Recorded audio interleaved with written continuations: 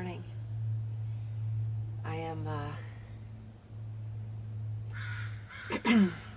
videoing from the safety porch into the aviary. The aviary is over there. And what I'm trying to do is catch the third tricolor parrotfinch baby. So this is my remote control. And I'm kind of keeping an eye on the warming area, and the remote closes a door that will block whoever in the warming area cage, and then I can easily catch them from the cage. So usually I don't have a ton of trouble catching the birds that I am interested in. It takes a little bit of bird psychology to figure out what would make them curious. Well, let me back up. I train them to go into the warming area because there's live food, there's seeds, there's egg food, there's mineral grit, there's water. Sometimes there's nesting material. Sometimes there's a nest site. Sometimes there's oat sprays. There's just grass, whatever. So they like to go in there, generally. And then when I'm targeting a specific bird, I just have to think about what they might be interested in. So Tristan, for example, is trivial. All I have to do is put some termites in a dish, and he, guaranteed within a few minutes, is going to go in and check them out. Anyway, I've talked about that before. So I caught 2 of the 3 parrotfinch babies readily, and this third needs to go into the bird room because 2 reasons. One, because the parents have 6-day-old chicks in the nest today.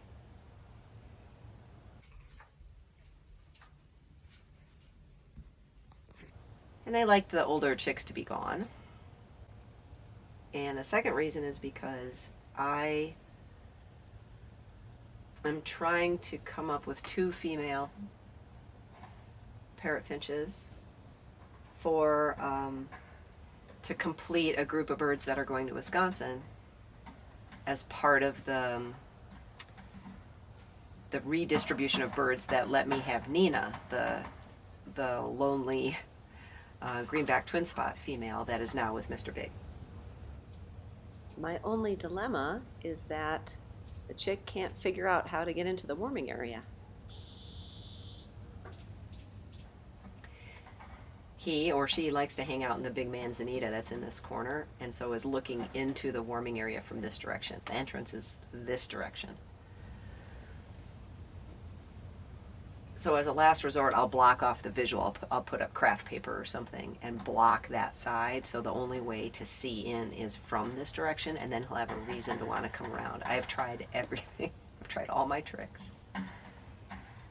And I actually thought, hi guys, those are the twin spots, in looking for worms.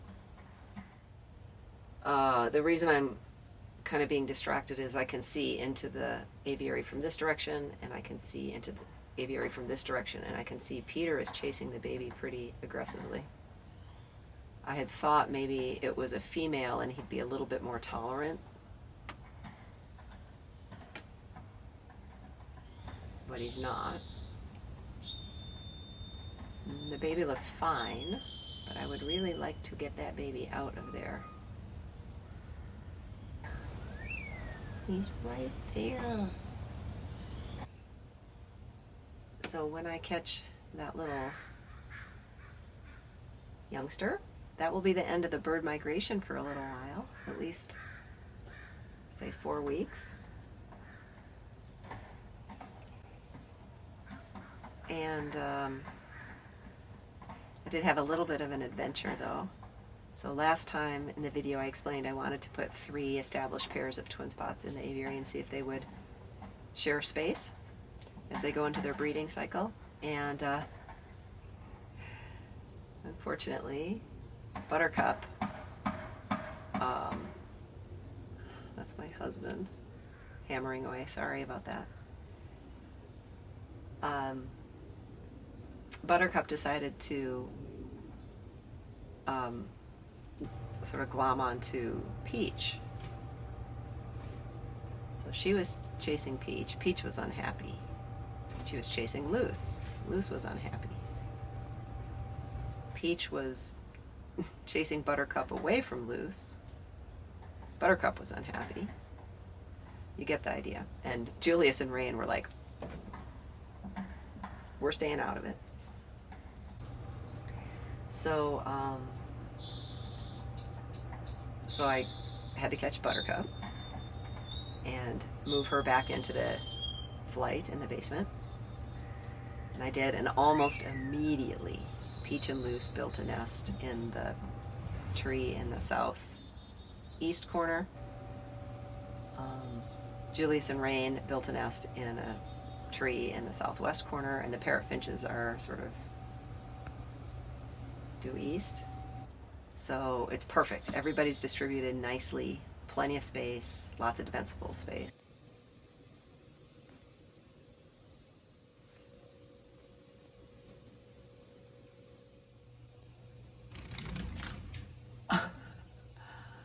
That is banana peel.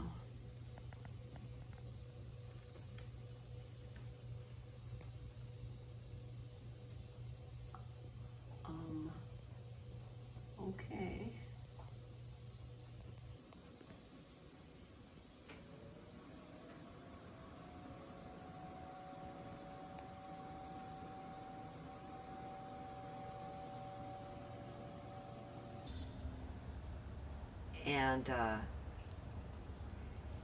And now Buttercup, I need to find her a partner that she will be happy with, but it's not like I don't have enough male twin spots, so I will find her a partner. She'll be fine. She just can't break up Peach and Lucy. Okay, so there's that. I think the parrot finch babies, I'll show you, I think one is a female and one is a male of the two that are already in the basement. And the reason the parrot finches are having a second clutch is because if this other, I really would love to get a hold of this one and get a nice, good close-up view. And also, for its well-being, parrot finches are pretty aggressive chasers. If you haven't kept that species before, particularly when they're in breeding season, they can be really aggressive, and they're fast, powerful flyers. So they can be a lot. But anyway, I'd really like to know if that's a female, but the reason I let the parrot finches have a second clutch is that surely between the two clutches I would end up with two females. Surely. So, we'll see. And then Mr. Big and Nina have been moved into their flight, the same flight that they had chicks in earlier this year. And I put a nest ball in there, and they're like, no, we don't want to use your nest ball. We want to build a precarious nest on top of a little twig that's like half that thick, and actually maybe there's a V. So there's a beaver mound of nesting material on the floor of the flight, and then I was gone. So I tried to put in some extra branches to kind of make a little bit more support in the corner. And they're like, no, we like our little precarious spot, but I put enough other stuff in there when I came back yesterday at the end of the day. They had built their entire dome based in this sort of precarious spot. So I've got it supported now with a dowel to try to like corral things. Anyway, so they're starting their nest building, and then Peach and Luce have 2 eggs in their nest already. Julius and Rain do not have any eggs yet.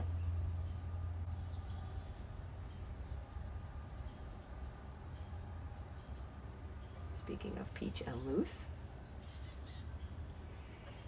So it looks like this colony breeding idea might actually work. It's early days yet, of course. And I think the mistake I made was Buttercup was already in the aviary. I should have moved all 3 pairs at once, I think. But I'm learning. The strawberry finch babies are growing up, not quite independent. They're still begging, but they're starting to forage on their own.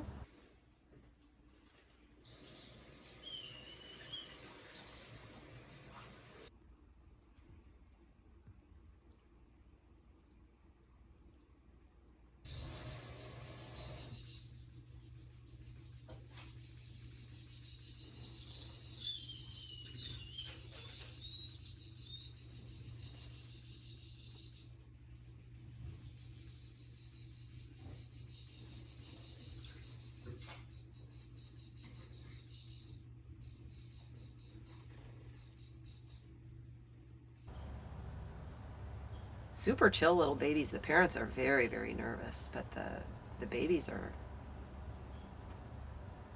you know, pretty cool about things.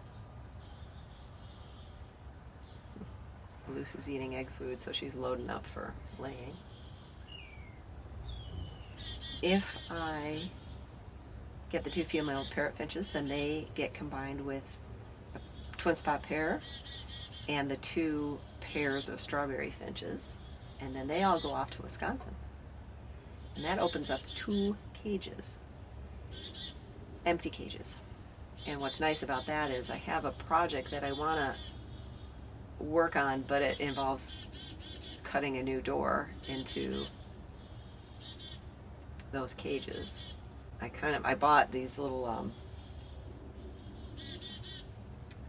like condominiums that you can attach to the outside of the cage, and it would let you put like the perishable food not on the floor of the cage, which I kind of like to do because they like to forage. But like when I have people help me take care of the finches, it might be nice to have a place where they don't have to bend over. My husband's disabled as well, so it's hard for him to get down to help. So if I can attach these cages to the outside, and they have a little door, and then you can just, you know, you can put the food or bathwater or whatever it is, you know, not inside the cage, but attached to the cage, but you need a door. And I kind of overlooked the fact that I don't have a door of the right size. So that was kind of dumb, but it's easy enough to cut doors into cages. You just can't do it when the birds are living there. Okay, is that it?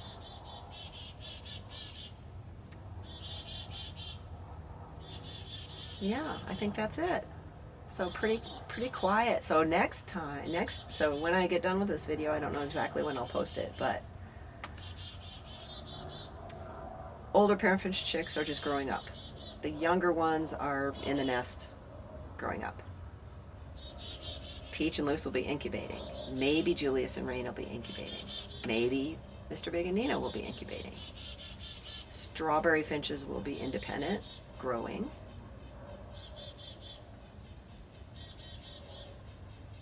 Twin spot youngsters, all the boys are just coloring up. Who knows, Buttercup? She has a mind of her own, so I'm not going to put her on a schedule. Yeah, so really nice, quiet time to just chill. Everybody's doing their thing, which is nice. And then all heck's going to break loose.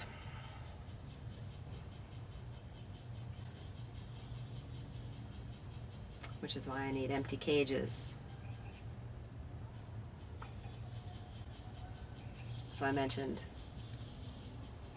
before that I may be getting 2 new species. Several pairs. Still watching for the bear. Several pairs of new species.